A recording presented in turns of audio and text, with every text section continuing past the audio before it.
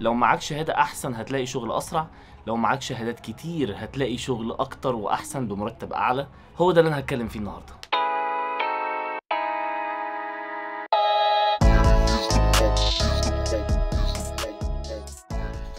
مبدئيا كده خلينا نتفق ان انت في فرق كبير قوي بين انك انت تلاقي شغل وما بين انك انت اصلا تشتغل او انك انت تبدأ شغل وتكمل فيه. في فرق كبير جدا بين الاتنين. انك تلاقي شغل فانت ممكن تلعب على حتة انك انت تجذب الشركة وتجذب الناس اللي بتبص على السي في بتاعك وتبدأوا تقعدوا عشان تتكلموا على ترابيزة واحدة. دوت العامل الاولاني. العامل التاني بقى هو انك انت فعلا تشتغل ويشوف اللي حصل في المقابلة وفي الانترفيو فعلا موجود على ارض الواقع اصلا ولا بلوشي. تعالوا بقى نتكلم في اول نقطة اساسا اللي هي انك انت تعرف تخلي الشركة او تخلي البني ادم اللي جوه الشركة سواء اتش ار او سواء مدير جوه يهتم اصلا بالسي في بتاعك ويكون عايز يعينك ولا لا. ودي بتختلف طبعا من مجال لتاني لتالت رابع. بس تعال نتكلم في الحاجات الأساسية اللي هتجذب البني آدم ده إن هو أصلا يبص عليك لو هو قاعد في ألمانيا. بمعنى لو الشركة دي في ألمانيا، لو المدير، لو الموظف، لو الاتش ار ده في ألمانيا، أم، ايه المهم بالنسبة له؟ طبعا بصرف النظر عن الشهادات لأن كل مجال وليه شهادته معينة وليه حتة معينة، بس هنتكلم في الأساسيات اللي ممكن فعلا تفرق. إن هو يخليه يتصل بيك ويقول لك تعالى عايز اقعد معاك، وريني يا معلم انت اصلا فعلا زي ما انت كاتب ولا انت في حتة تانية خالص. بص بقى القعدة دي ليها ترتيبات كتير قوي، مش هتكلم فيها دلوقتي لان هي فعلا مشوار طويل كلام.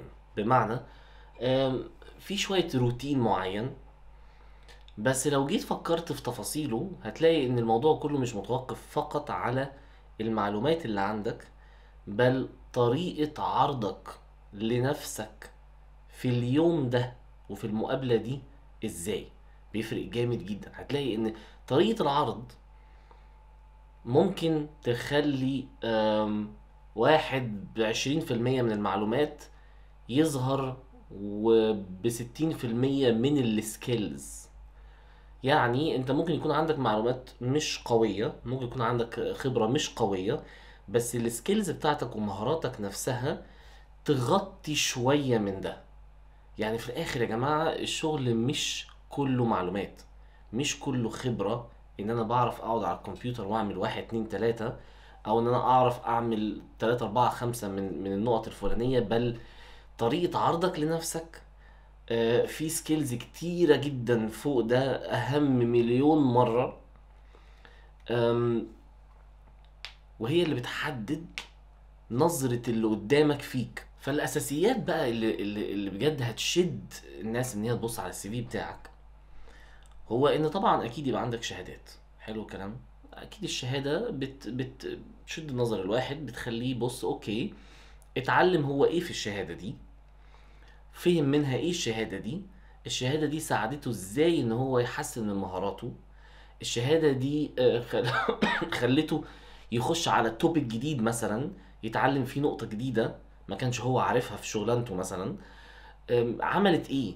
فهو ده التيست اللي بعديها. بس وجود شهادة مش مضروبة اكيد بيشد نظر اللي بيبص على السي في نفسه ان هو يقول طب تعالى نقعد نكلمه حتى في التليفون نشوفه هو فاهم ايه. لكن في لوجيك في اللي مكتوب. بمعنى نقلتك وحركاتك لازم يبقى ليها علاقة بيه اللي انت بتقدم فيه. يعني لازم يكون في تفاهم بين اللي مكتوب نفسه في السي في اللي انت حاطه للبني ادم. يعني انت رايح تقدم على وظيفة، شكل السي في بان هو يبين المهارات اللي انت قدرت تكتسبها من كل وظيفة اللي هي هتفيد الشغلانة اللي انت رايحها. وارجع اقول لك تاني الموضوع مش كله معلومات، الموضوع منه ذكاء كبير جدا ومهارة كبيرة قوي في التعامل نفسه مع الورق ده، لانك انت بتعرض الحاجة بشكل تعرف فيه تبيع نفسك. تفرق قوي دي. تاني نقطة في ناس كتير متاخدش بالها من الموضوع ده، انك انت تبقى جنبي، جنب شغلي، جنب مكتبي. في بعض الوظائف الكلام ده مش مهم، بس مثلا انا اقدر اقول ده في وظيفتي مهم، بس وجودك جنبي هيفرق.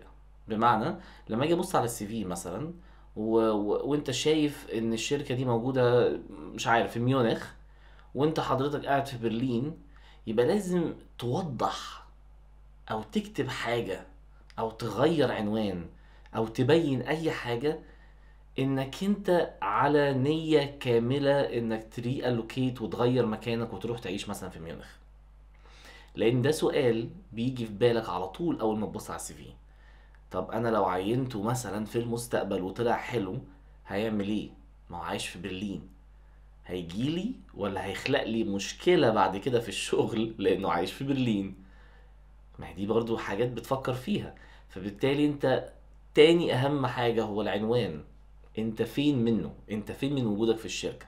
النقطة دي مهمة جدا جدا جدا. طبعا الا بقى لاخواتنا اللي بتوع الاي تي، ده حوار تاني خالص، دول مش فارق معاهم حاجة، ان شاء الله يعيشوا في المريخ. حاجة بقى مختلفة شوية في المانيا هو ثقافة المكان، واسمها زي ما تقول كده company culture، يعني على حسب المكان اللي انت رايح له ايه. دي مهمة جدا، محدش بيفكر فيها كتير، بس دي مهمة.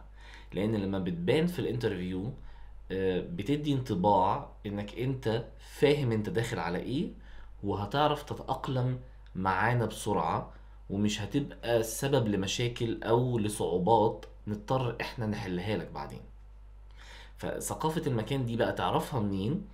خش على مكان الشركة، ومش على الويب سايت بس بتاعهم، لا، خش في كل حتة، دعبس بمعنى أصح. حاول توصل على قد ما تقدر للناس اللي شغالة جوه في لينكد ان مثلا في الشركة.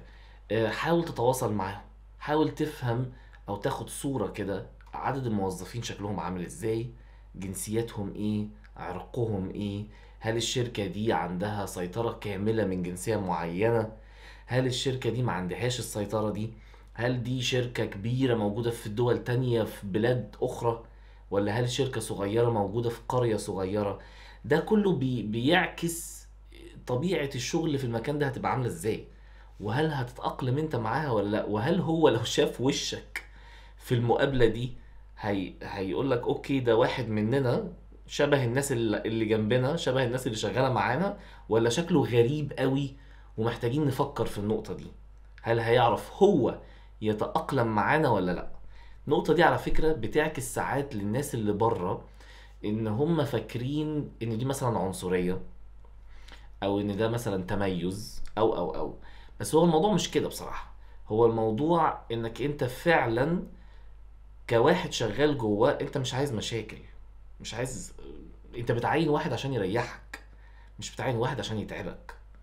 انت بتعين حد علشان يشيل من عليك لود الشغل، انت مش بتعين واحد عشان يزوده. فانت بالتالي لو جبت واحد مثلا افغاني قعدته في وسط المان، لازم تحسب فكرة هل هو الافغاني ده هيعرف يتعامل مع الالمان، ولا هل هو هيفضل طول الوقت مش مرتاح في وسطيهم، مش مبسوط ومش عارف يشتغل، ولا هل الالمان مش هيرتاحوا معاه. فانت لازم تفكر في العناصر دي. ولكن بترجع تلاقي لها حلول. بساعات بتلاقي مثلا شوية جروبات، شوية برامج معينة او تيم معين جوه الشركة في اختلاط جنسيات، فتقول لا ده البني ادم ده هو هيبقى احسن فت هنا، هيتعامل مع دول اسرع واحسن. او ممكن تلاقي واحد الافغاني ده بيتكلم الماني زي الفل، متعامل حلو قوي مع الثقافة الألمانية، فاهم دماغ الألمان، فيبان الكلام ده في المقابلة وفي الانترفيو، تلاقيه بيتكلم ألماني حلو جدا، أو تلاقيه بيتكلم في حاجات ليها علاقة بالثقافة الألمانية وفاهمها، لأنك بتسأل الحاجات دي في المقابلة. يعني بتتسأل انت ايه بقالك قد ايه هنا، عايش هنا، بتعمل ايه، عملت ايه ونفذت ايه في الوقت القصير ده. ومن اجابتك بيبان بقى هل انت فاهم الدنيا ولا انت جديد ومش فاهم حاجة. من ناحية تانية بقى في حتة اهم من كل ده، وهو انك انت لما تبدأ شغل اساسا تعرف ازاي تكمل في الشغل، وتعرف ازاي تستمر، وفي نفس الوقت ما تعملش حاجات عكس ما انت كنت اوريدي بروميسد، يعني اوريدي قلت للناس على انك انت تقدرها، وفي نفس الوقت نجحت فيها. فلازم تبين في الشغل انك انت قادر عليها. نقط معينة. بس ايه اللي بيفرق بجد بقى عشان تكمل في الشغل؟ ده بقى السؤال اللي برضو اعتقد كل الناس كلها مهتمة بيه لما تيجي تعين حد. فتعالى نتكلم في النقطة دي. النجاح بقى عقلانية. عقلانيتك يا باشا هي نجاحك والله. بص الكلمة دي كبيرة قوي وليها تفاصيل كتير قوي قوي قوي، بس في الاول والاخر انت دماغك وعقلانيتك واسلوبك في التعامل وانفتاحك وتقبلك للكريتيسيزم وان حد ينتقد فيك عيوب ممكن تكون ليها علاقة بشخصيتك انت وباسلوبك وحاجة فيك. مش كلنا بنعرف نتقبل الحاجات دي باسلوب او بتفاعل ازاي احسن نفسي بشكل يخليني استمر في الشغلانة دي. مش كله بيعرف يعمل كده، وحتى لو انت عندك الارادة انك تعمل كده ممكن يكون عقلك مش مساعدك انك تعرف تعمل كده اصلا ازاي. على قد ما الكلام ده معقد قوي، على قد ما الكلام ده معقد قوي يا جماعه، بس على قد ما الموقف ده والكلام اللي انا بحكي فيه ده بجد حقيقي جدا جدا جدا جدا. انا لو قعدت كده افكر واديك في مواقف واديك في ناس كتير اتعاملت معاهم واشتغلت معاهم في ال 15 سنه اللي فاتوا دول كلهم، لا في عقلانيات كتير عندها مشاكل. والعقلانية مش معناها انك انت ضعيف عقلانيا او ما عندكش ثقة في النفس او ما عندكش شخصية. لا لا لا خالص، على فكرة ملهاش علاقة خالص بالحتة دي. عقلانية بمعنى انت عندك هدف معين، انت بتسمع انتقاداتك، انت عايز تسمع عيوبك اكتر ما عايز تسمع مميزاتك. انت لما بتسمع المميزات بتاعتك ما بتفرحش قوي، ولكن بتركز اكتر فين العيوب عشان تقوي من نفسك قدام. انت على يقين انك تستمر ويبقى عندك استمرارية في الموضوع ده. يعني على سبيل المثال، على فكرة في الكورة مثلا، لما شفت مرة قبل كده انترفيو لمحمد صلاح وهو بيقول العقلانية المصرية هي اهم حاجة، الكلام ده بجد، الكلام ده على فكرة طبقه في اي حتة حتى مش في الكورة بس. الكلام ده طبقه تحت مسمى النجاح بصفة عامة. انت لو عقلانيتك قوية وعايز تطور من نفسك وشغال على نفسك باستمرارية، خلاص انت يا معلم فوق، هتوصل للسحاب، لانك خلاص محدش هيعرف اصلا يواجهك، محدش هيعرف يكسرك، محدش هيعرف اصلا how to say، يعني محدش هيعرف ان هو يلومك على حاجة انت مش عارف تحسنها، مش عارف تطورها، مش موجودة فيك، لانك انت شغال على كل حاجة وعارف فين عيوبك وعارف فين مميزاتك ومركز على مشاكلك قبل ما انت مركز على مميزاتك. مميزاتك حلوة، اعرفها، قويها، وتعرف تعمل تسويق لنفسك وتعرف تعمل ماركتينج لنفسك وتعرف انك انت تبين مميزاتك بشكل اقوى وتعرف الناس كلها يلحقوا ده انا شاطر قوي في الحتة الفلانية، يلحقوا ده انا جامد قوي في الحتة دي. فكل لما يجي طلب عليها ريكوست جوه الشغل او اي حاجه او اي تاسك معينه انت شغال عليها اكتر، لان عارف ان هي دي اللي هتبين انك قوي في الحته دي، وفي نفس الوقت شغال على عيوبك، وفي نفس الوقت عمال تسمع لمديرك، وفي نفس الوقت عمال كل شويه تروح انت لمديرك وتقول له تعالى اقعد معايا، انا عايز افهم ايه اللي في وجهة نظرك انت شايفها انا مش عندي، وازاي احسن منها، واقعد معايا اعمل لي خطة نتحسن بيها علشان اوصل بيها لنفس الليفل اللي انت عينيك شايفاه وانا مش شايفاه وانا مش شايفه.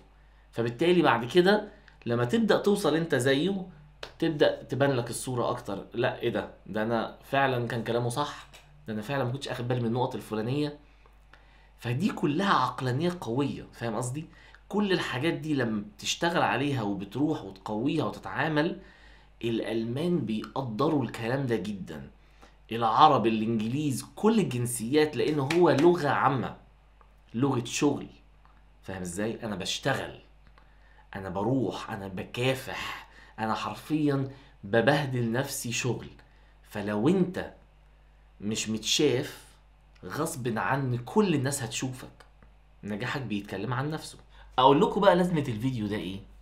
ان انا قليل جدا جدا جدا ما لقيت وقابلت حد سواء في اوروبا او دولة تانية وعقلانيته قوية. قليل قوي لما قابلت العقلانيات القوية دي، ولما بقابلها بمسك فيها بايدي واسناني بصراحة، لان هو نفسه بيضيف لي انا حاجة جديدة حتى لو انا شايف نفسي كويس. دي نقطة مهمة. بصرف النظر هو مين، بصرف النظر ممكن يكون لسه بيتعلم حاجة جديدة، بس يعمل حاجة انا انتبه لها تعجبني فاطبقها انا فتقويني اكتر. قليل قوي قوي قوي ما قابلت عقلانيات بتفكر بالشكل ده، قليل قوي ما قابلت حد بينفذ بالشكل ده. نفسي كله ينفذ كده، نفسي الناس اللي اعرفهم كلهم يعملوا كده. نفسي انت لما تسمع الفيديو ده تفهم انا بقول ايه، وما تفضلش تفكر في الحاجات السلبية بس وتفكر في العيوب بس، لا فكر في المميزات. لان هنا في اوروبا وفي المانيا بالذات بيقدروا المجهود جدا اكتر بكتير من اي دولة تانية. انا عشت في مصر، عشت في الامارات، وعشت هنا، واشتغلت هنا. واكتر حاجة مميزة في المانيا وفي اوروبا هو الشغل والكارير قوي جدا، وتقدر تعلى فيه جدا بسهولة، ومفتوح على كل اوروبا. فاللي بيتعب وبيجتهد بجد ربنا فعلا بيديله حقه.